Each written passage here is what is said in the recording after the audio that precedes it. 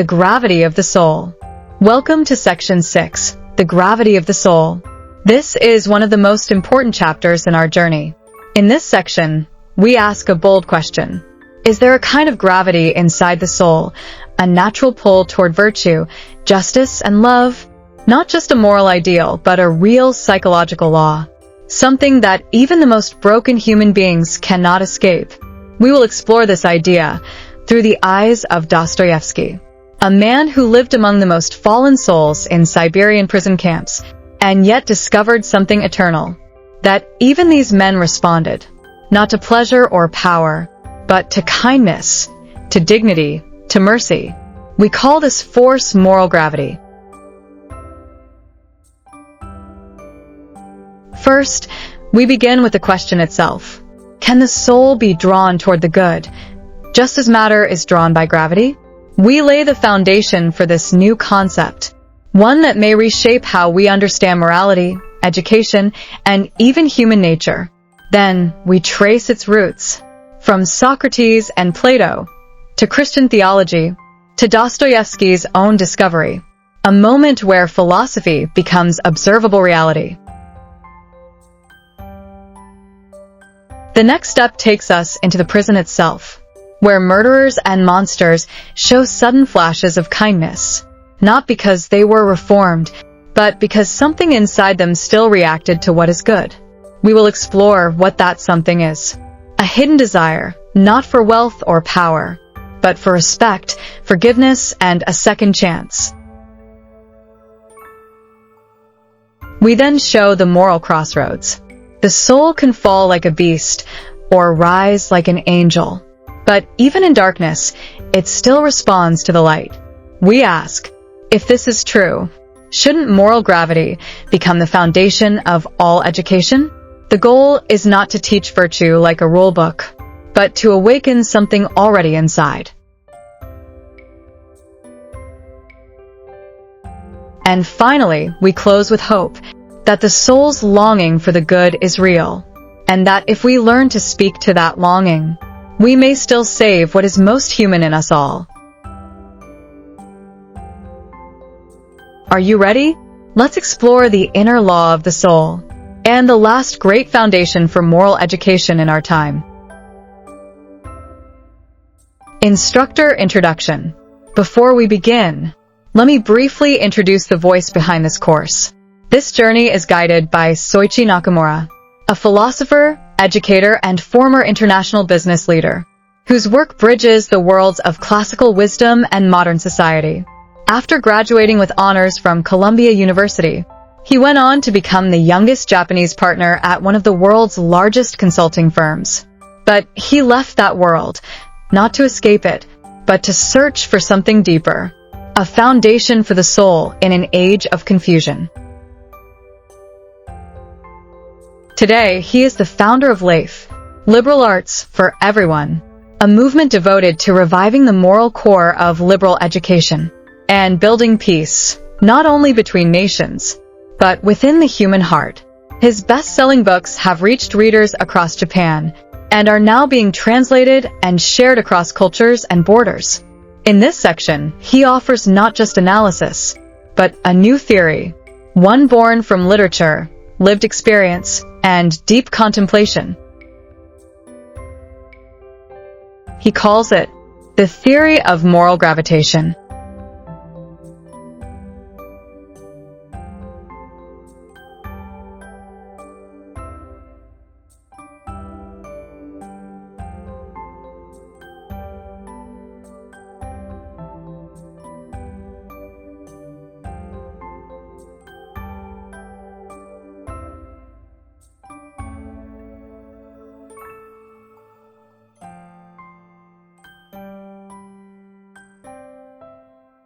Welcome.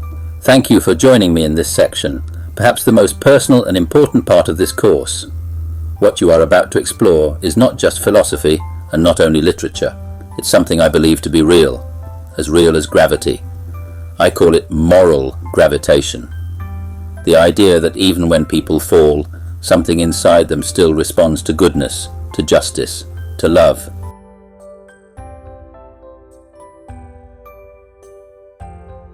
This is not just a theory, it's something I've seen, and something I found in Dostoevsky's writings, in his time among prisoners and forgotten men.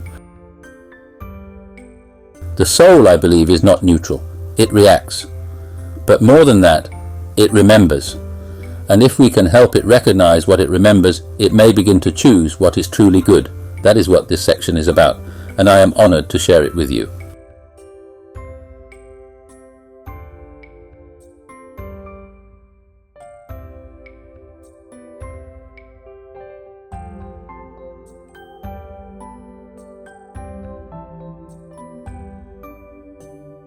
What if there were a kind of gravity in the soul, a pull, not of mass or magnetism, but of virtue, of dignity, of love? The ancient philosophers spoke of this.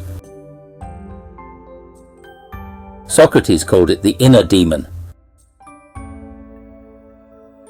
Plato said the soul rises or falls based on what it desires. Aristotle taught that every human being seeks eudaimonia, a life of flourishing, grounded in virtue.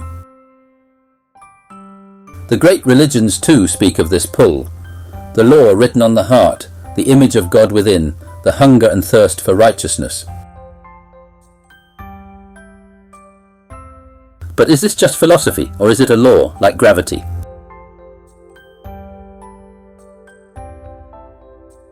Not one that can be measured with scales, but one we can feel. When we see courage, we admire it. When we see cruelty, we are repelled. There is something in us, in all of us, that longs for the good. Even when we fail, even when we fall, we know what we ought to be. This longing may be the soul's most universal truth, and perhaps its only salvation.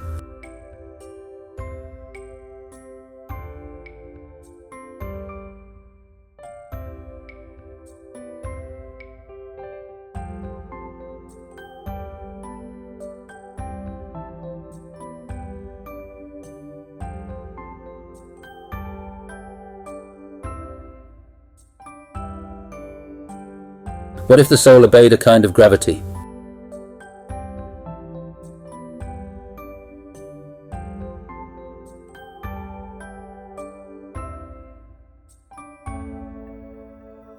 Not a physical one, but a moral one, an invisible pull toward what is noble, good and true. This is not a metaphor, it's a real force, one you can feel and one you can observe. Plato called it the love of the good. Aristotle saw it in our longing for eudaimonia, human flourishing.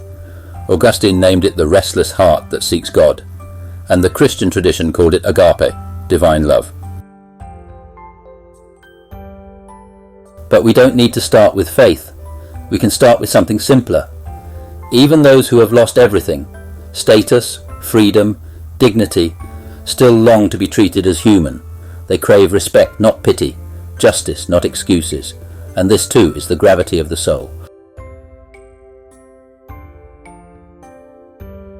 Dostoevsky discovered it not in a church, but in a Siberian prison. He observed that even the most broken, violent men still loved those who were good. They envied them, they trusted them, they followed them.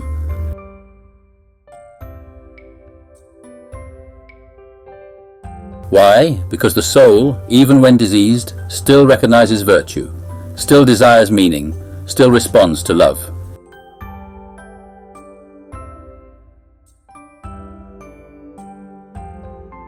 This is not sentiment, this is science, or at least the beginning of it. We name it here the moral gravity of the soul, a real force, as real as hunger or thirst.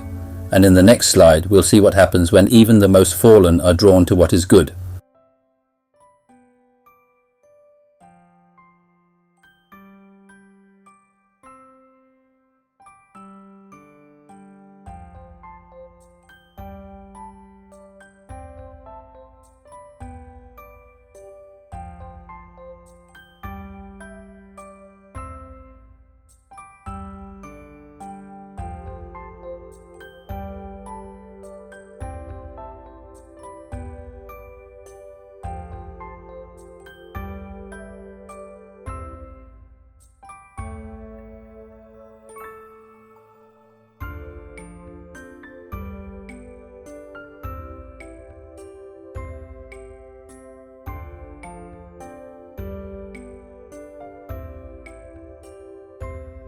Before we follow Dostoevsky into the depths of Siberia, we must understand the world that cast him out.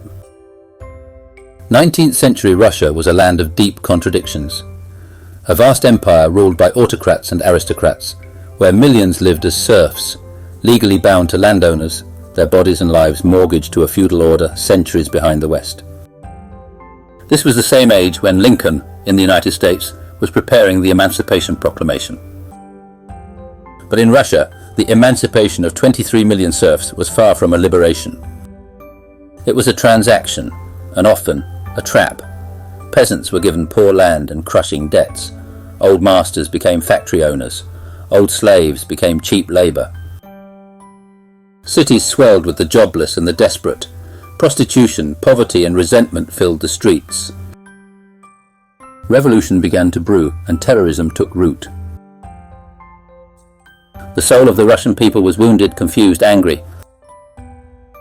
This is the world that sent Dostoevsky to Siberia, not for violence, but for ideas, for joining a reading group, for daring to dream of justice and truth.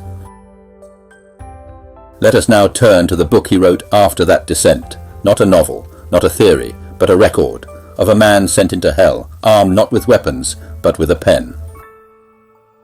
Dostoevsky, a man of rare intellect and deep moral vision, was exiled to Siberia, a living inferno that mirrored Dante's darkest circles.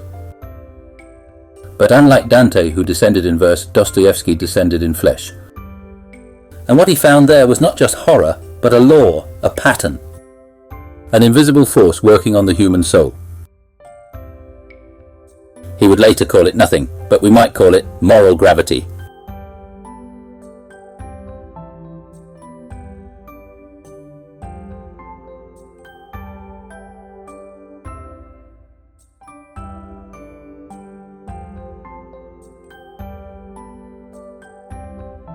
The prison was not a place of justice.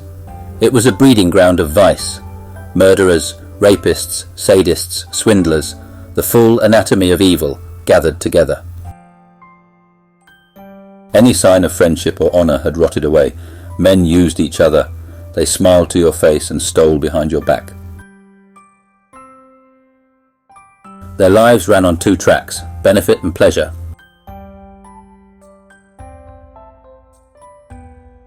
They smuggled liquor, they gambled, they created hierarchies of domination, they sold sex, bought silence, traded fear. It was a moral desert, a place where even decency was dangerous.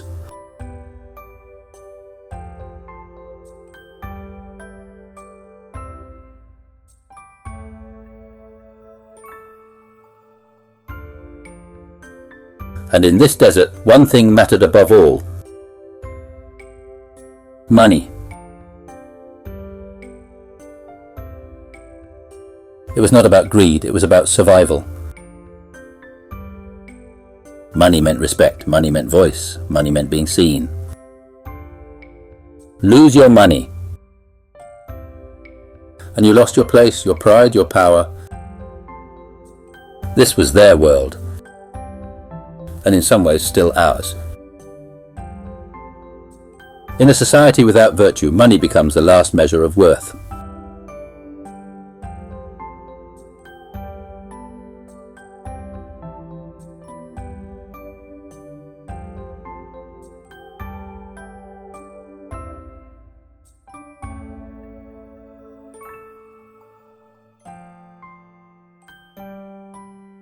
In this world of predators, one man stood out, Gazin.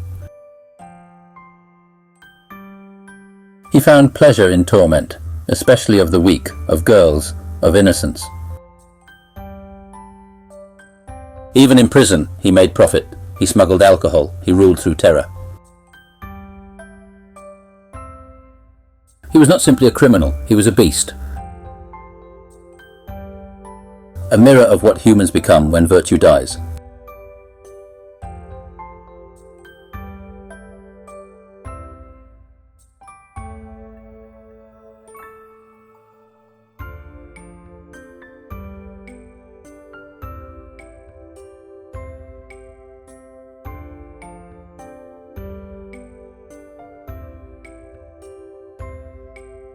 But there was another man, an old man. Not imprisoned for crime, but for faith. He had refused to betray his conscience, and for that the state had thrown him into this hell. He had lost his children, his community,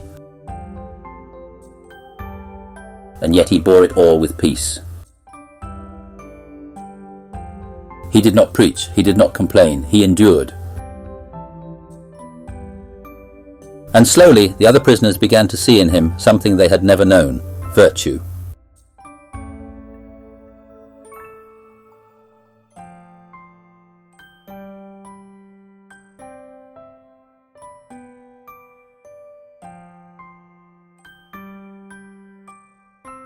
They began calling him grandfather.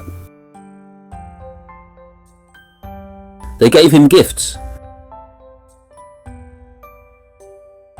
They asked for advice.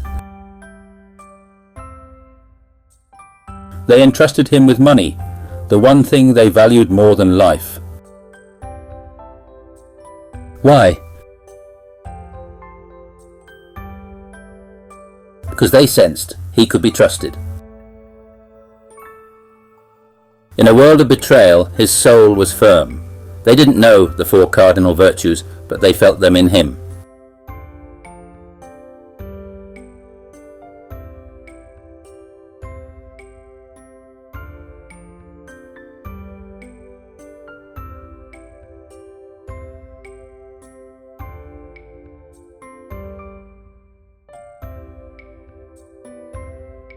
What Aristotle taught became real. There are 3 kinds of friendship: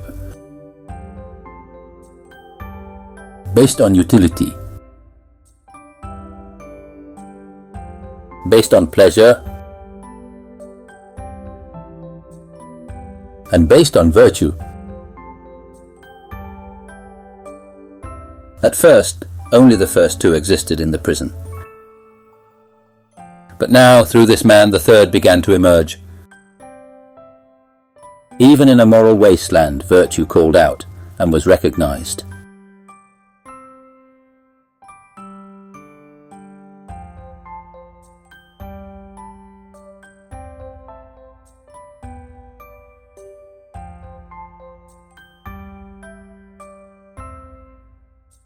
And then came another shock. Villagers, poor themselves, began to help the prisoners. Not out of fear, not for gain, but from compassion. They brought food, herbs, kind words. They treated the prisoners not as beasts, but as broken brothers. This was agape, selfless love, freely given.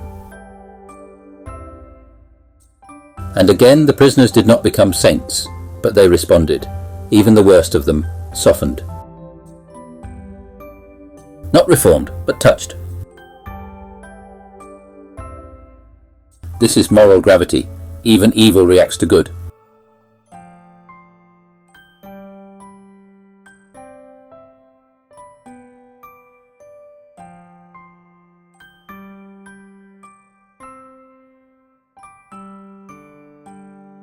What Dostoevsky discovered in Siberia was not just a moral feeling, but a moral law.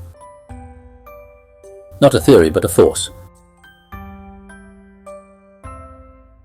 A pull on the human soul, even in hell. And from this insight he wrote his greatest works, The Brothers Karamazov, Crime and Punishment, The Idiot.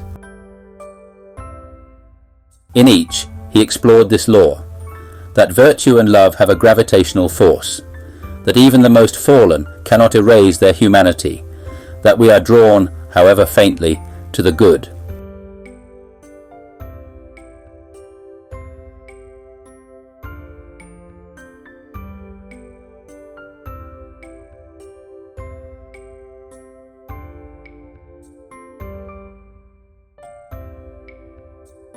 But this is not just a story about the past. This is a mirror held up to us.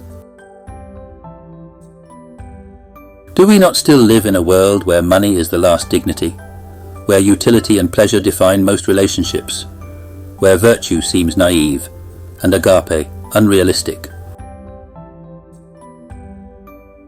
And yet, do we not feel something stir when we encounter real courage, real compassion, real love? Even now that pull remains. And so we must ask, what kind of gravity rules your soul? Do you live pulled by vice or drawn by virtue? Do you react to love or turn away? Because if Dostoevsky is right, then this pull is universal. Even in that hell, they responded. When touched by virtue, they felt it. When shown love, they softened. They did not become good, but something in them remembered the good. As Aristotle wrote, man is by nature a political animal. We are not born isolated, we are born into relationship. And from our earliest ancestors, long before laws or doctrines, we survived not through domination, but through trust, cooperation, and the fragile bonds of moral order. This memory, this pull toward the good, is not a learned behavior. It is a residue of our nature, passed down like instinct, carved into the soul by generations who knew, consciously or not, that without some form of virtue no community and no life could endure.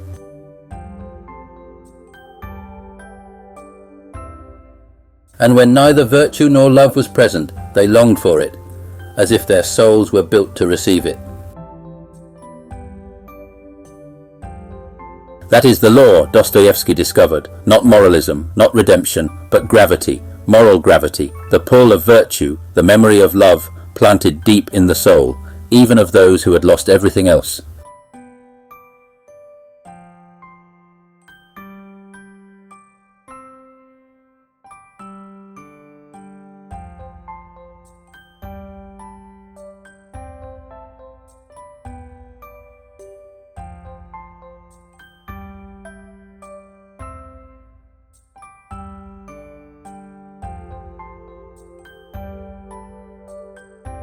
When we encounter goodness, in life, in literature, or even in memory, something stirs within us. It is not just admiration, it is a longing, a pull.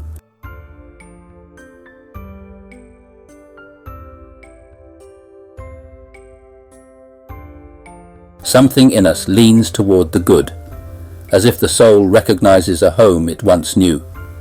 Even the criminals in Siberia, as Dostoevsky saw, were not devoid of this pull. They did not change, they did not repent. But when they saw kindness, when they witnessed a man who lived by humility and grace, something flickered. A brief silence, a look, as if a long-buried instinct had been touched. They could not explain it, but something in them remembered the good.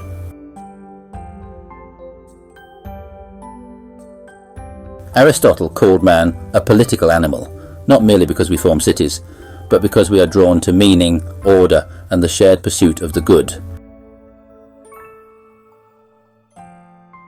This pull toward virtue is not artificial, it is ancient, it is inherited.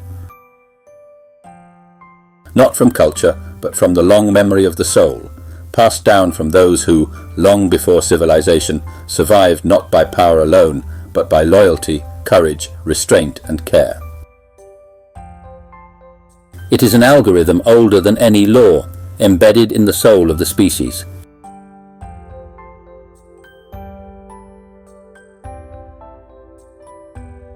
This is the secret Dostoevsky uncovered in the darkest prison. Even in the most shattered of souls, there is a gravitational pull toward the good. It may be weak, it may be smothered, but it is there. And when that pull is awakened, by love, by beauty, by truth, it becomes a force, not always enough to transform, but enough to reveal. The soul is not neutral, it remembers.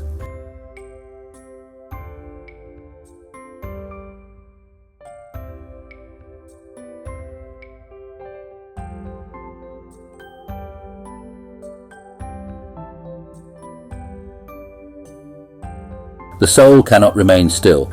It is not a neutral observer. It leans, it tilts, always, towards something.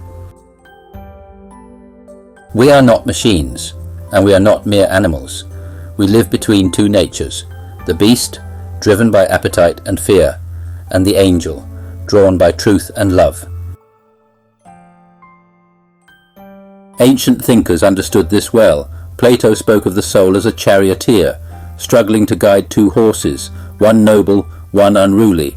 Aristotle saw that we become what we repeatedly do, and that virtue is built, not born. Dostoevsky saw it too, how even the most hardened men were never truly at rest. They mocked goodness, they resisted it, but deep down they were watching, listening, because the soul is not indifferent, it suffers when degraded. And it responds, even without knowing why. This is not about redemption, it is about response. Even a beast can be stirred by the beauty of virtue. Even a fallen soul can long for justice, though it cannot name what it feels. That is the nature of the algorithm we carry, not to save us, but to respond to goodness, as if remembering something ancient. A soul untended will decay. It can fall into cruelty, envy, and despair. But even then, it remains a soul, a thing that can still be moved. We are not machines, we are not angels, but we are not beasts either. We are beings that can fall and still respond to the light.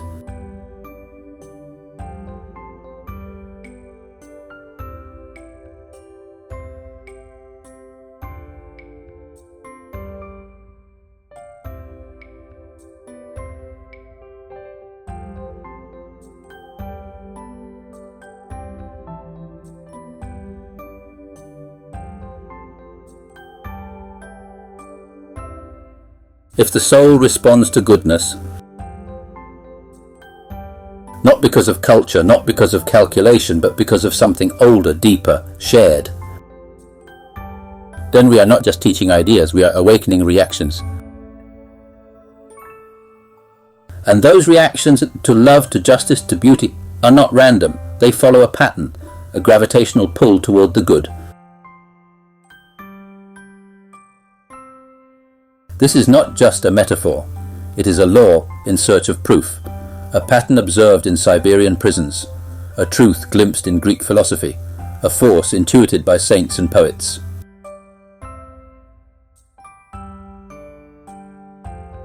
But now we name it moral gravity.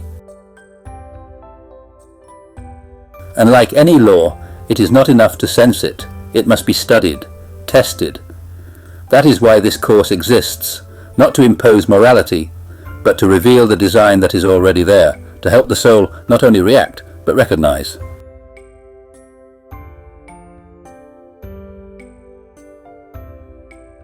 Because recognition is what turns reaction into direction, and direction is what shapes a life. We begin with response, but we end in choice, and that choice begins with the recognition of what is good.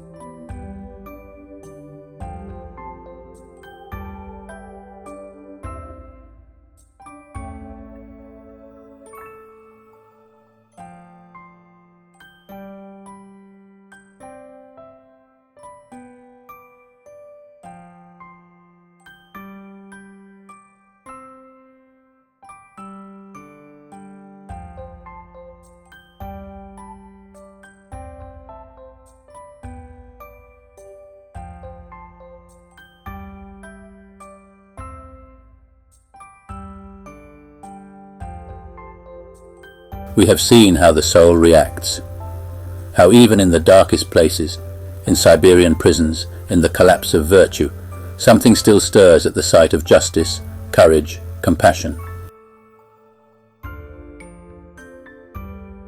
That is not coincidence, that is moral gravitation. But reaction is not enough. As Plato taught, the soul must turn. It must recognize the light, not just be touched by it. And when it recognizes, it begins to choose. As Aristotle knew, virtue is built in action, through choice. Reaction, recognition, choice. This is the structure of moral growth. And within this structure, love becomes possible. Not manipulation, not weakness, but agape, selfless love grounded in virtue. That is why we teach liberal arts, not for information, but for transformation, because the soul longs for the good, and that longing, when recognized, can save not only a person, but a civilization.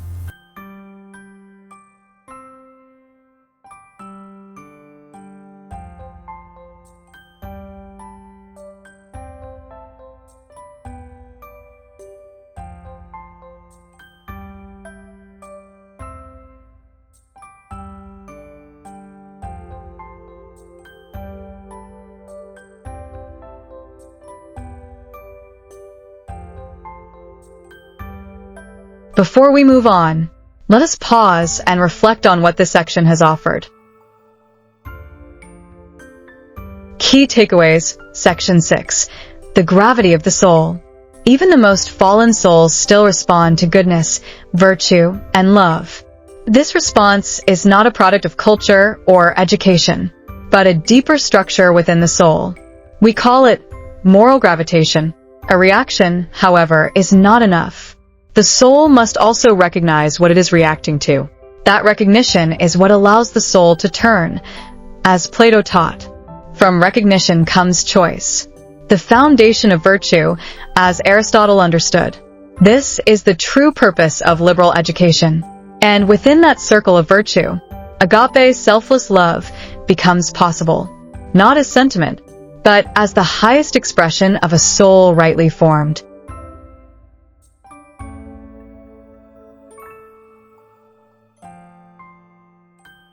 In a world full of noise and confusion, we still believe there is a law at work within us. Quiet, invisible, but real. The soul longs for the good, and if we teach to that longing, we may awaken not only understanding, but transformation. Let us now continue, because what comes next is not only about the world around us, but about the kind of person we each choose to become. And so we end this section with a deeper understanding. In the previous section, we learned, where there is no virtue, love cannot flourish. Without wisdom, courage, temperance, and justice, love becomes distorted. It turns into hypocrisy, indulgence, or even exploitation. But where virtue lives, love arises, naturally, silently, beautifully.